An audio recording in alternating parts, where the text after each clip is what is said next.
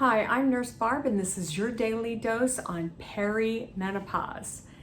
I see patients all the time who are going through perimenopause and are mystified about what's going on. And that's because we really don't educate women very well about this important transition between when they're having regular, predictable periods every single month to having no periods at all during menopause. So perimenopause is that transition time between expected regular periods like clockwork and no periods for at least 12 months. Peri means around, so perimenopause is around the time of menopause. And if you don't know this already, let me tell you, menopause is just one magical day in your life. That's the day when you haven't had a period for at least 12 months. The next day, you're postmenopausal. But the time before it can be the time we mostly associate with menopause. That's when there's like a hormonal roller coaster of lots and lots of symptoms of hot flashes, night sweats, no sleep, brain fog, vaginal dryness, a sex drive that left and never said goodbye, maybe irregular periods. It's crazy, and that's because we don't ovulate regularly. We don't have a consistent level of estrogen, but it goes up and down all the time. That's why it's like a roller coaster. And one of the worst parts about perimenopause is everyone gets a different ticket on the menopausal or perimenopausal roller coaster ride. So your best friend may not have any symptoms, and you may be suffering with 10, 11 night sweats every night where you can't sleep, you can't even remember your own name, you're super irritable and starting to get depressed. Perimenopause is often the worst time for women, and the fact is this stage of life can last 3, 5, 7 or more years as your body prepares to stop having periods completely. This is a natural phase, right? Except that your body is going through a withdrawal of estrogen, and that's the hormone your body has been used to since puberty.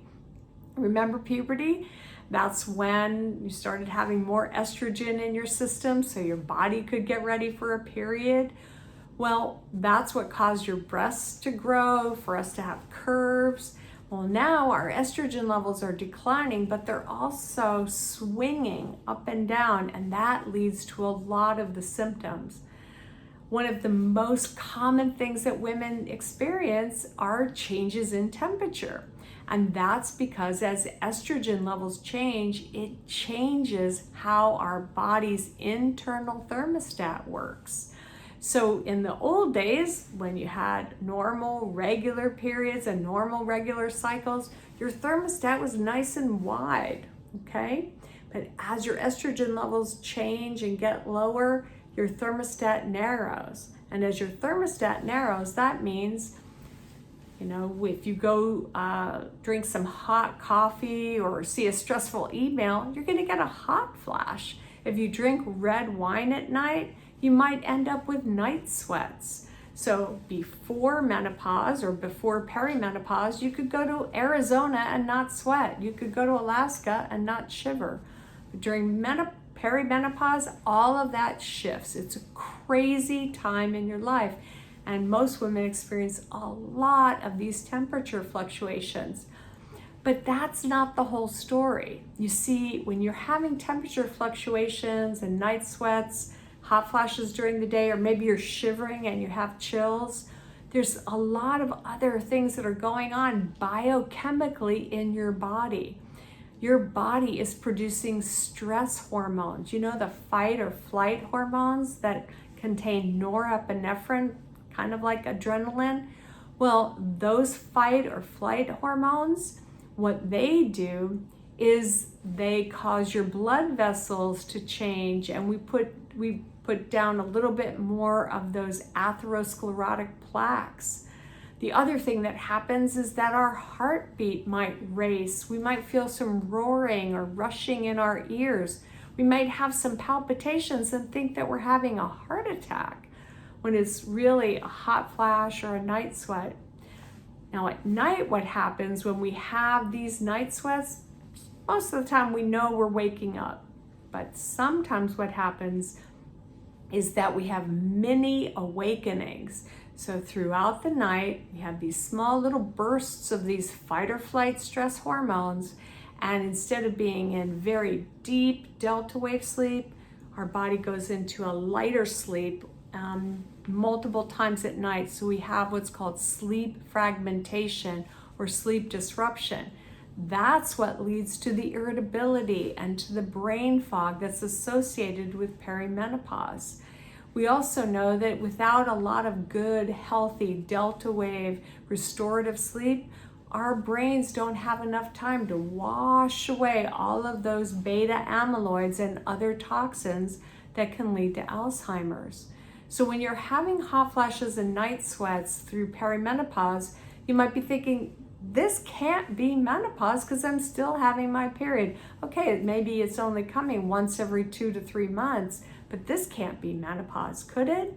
It's probably perimenopause, especially if you're having irregular periods or irregular bleeding. And don't just put up with the hot flashes and night sweats. Talk to a certified menopause provider, someone like myself, who's been certified by the North American Menopause Society, so they can talk to you about some of your options so that you can sleep better, so that you can function better during the day. There's many, many different options that range from yoga breathing, that's right, just yoga breathing, to maybe some herbs like black cohosh, maybe some soy, like whole soybeans or edamame, or there's a supplement called Equel that's a soy metabolite that really helps. You might also find that some prescription medications work, or even some hormone treatment. Some women in perimenopause, they're advised to go back on the birth control pill so that instead of having a roller coaster of hormone levels throughout the month, we smooth it out and help a woman smooth through this transition. One of the other things that happens during perimenopause that very few people talk about is that our vaginas start to get dry. Now, when I ask my patients, are you starting to notice a little bit of a dry vagina? Most say no, until I ask them this question. You know, when you're wiping yourself, usually it slides and glides. Is it starting to get stuck with the toilet paper? Many women will say, oh yeah, that's happening. And then if I ask a few more questions, they'll say, well, I do need to use a lot more lubricant if I'm going to be intimate with a partner. We know that many women will start noticing a little bit of vaginal dryness as their periods become more regular, maybe even before hot flashes and night sweats. And if this is happening to you, then do talk to your healthcare provider about things that you can do that are safe. And one thing that I recommend to my patients is to consider, of course, using a lubricant for sex, but using some vaginal estrogen or some vaginal DHEA suppositories to help restore some of the estrogen that our body is losing during perimenopause. This not only helps the vaginal dryness, but it can also help if you're having a little bit of stress incontinence or leaking urine when you cough, sneeze, or laugh.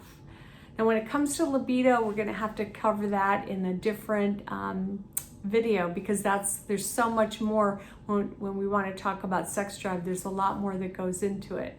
I hope this helps you understand that if you're experiencing a lot of temperature changes, irregular periods, maybe a little bit of dryness when you go to wipe yourself in the bathroom, that you might be in perimenopause. Don't just put up with this. Talk about it with your healthcare provider. And if you want to find a certified menopause provider or practitioner like me, you can go to menopause.org. So as always, if this has been helpful, please do click on subscribe. You can also go to my website, nursebarb.com, and sign up for my newsletter. I hope this helps you feel better. Take care and be well.